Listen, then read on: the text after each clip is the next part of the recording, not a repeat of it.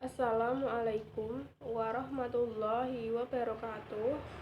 Nama saya Dian Fitriani, NIM 1820210004. Di sini saya sebagai penyimpul materi yang pertama dari kelompok tema 9. Langsung saja kesimpulan materi.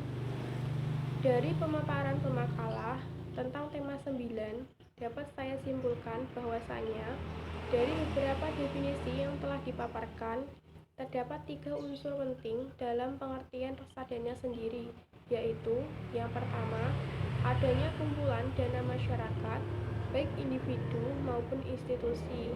Yang kedua, investasi bersama dalam bentuk suatu portofolio efek yang telah terdiversifikasi.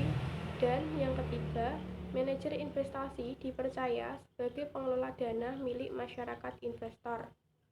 Sedangkan jika dalam reksadana syariah, pengelolaan dan kebijakan investasinya mengacu kepada syariah Islam, di mana reksadana syariah tidak menginvestasikan dananya dari perusahaan yang pengelolaan atau produknya bertentangan dengan syariah Islam.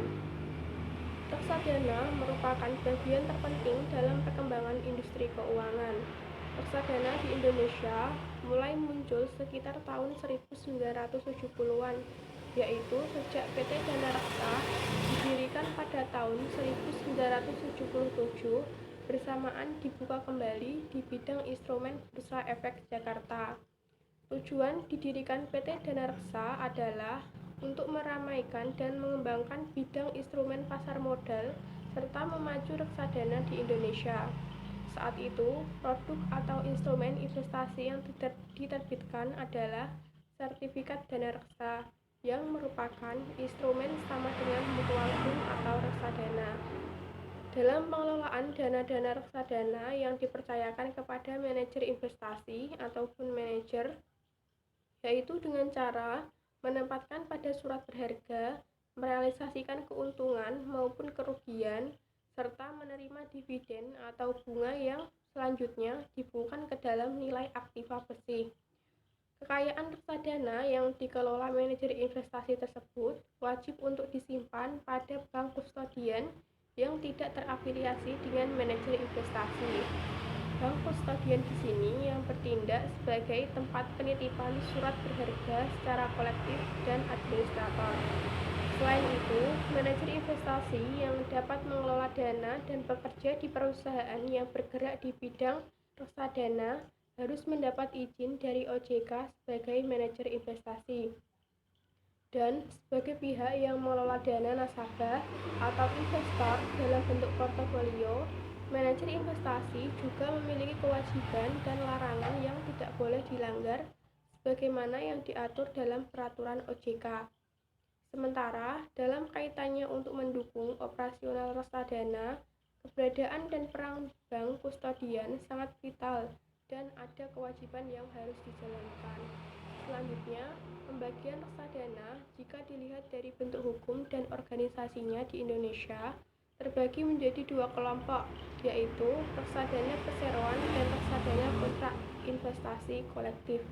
Yang pertama yaitu reksadana berbentuk perseroan adalah emiten atau reksadana menerbitkan saham sehingga disebut emiten yang melakukan kegiatan usaha dengan menghimpun dana dari masyarakat dengan cara menjual saham dan selanjutnya dana yang telah terkumpul dari penjualan saham tersebut diinvestasikan pada berbagai jenis efek yang diperdagangkan di pasar modal maupun pasar uang.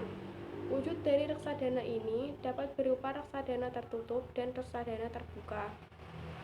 Yang kedua, reksadana kontrak investasi kolektif atau disingkat dengan KIK adalah instrumen penghimpun dana dengan penerbitan unit penyertaan kepada masyarakat pemodal dan selanjutnya dana tersebut diinvestasikan pada bagian jenis yang diperdagangkan di pasar modal dan pasar uang.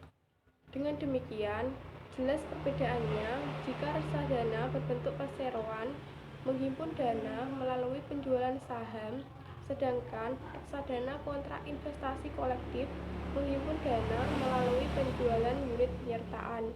Unit penyertaan adalah suatu ukuran yang mendukung bagian kepentingan setiap pihak dalam portofolio investasi kolektif.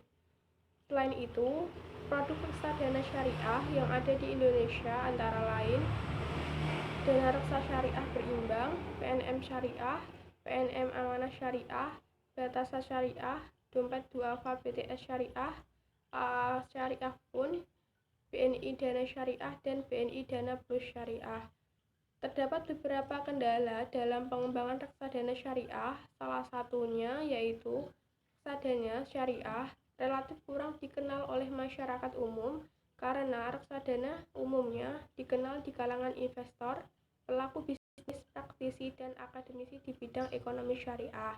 Sementara biasanya kendala yang sering dihadapi oleh investor meliputi keterbatasan pengetahuan informasi, waktu, dan tidak adanya insentif pajak untuk instrumen tertentu. Jika kita berinvestasi secara langsung, pelaku bisnis, praktisi, dan akademisi di bidang ekonomi syariah.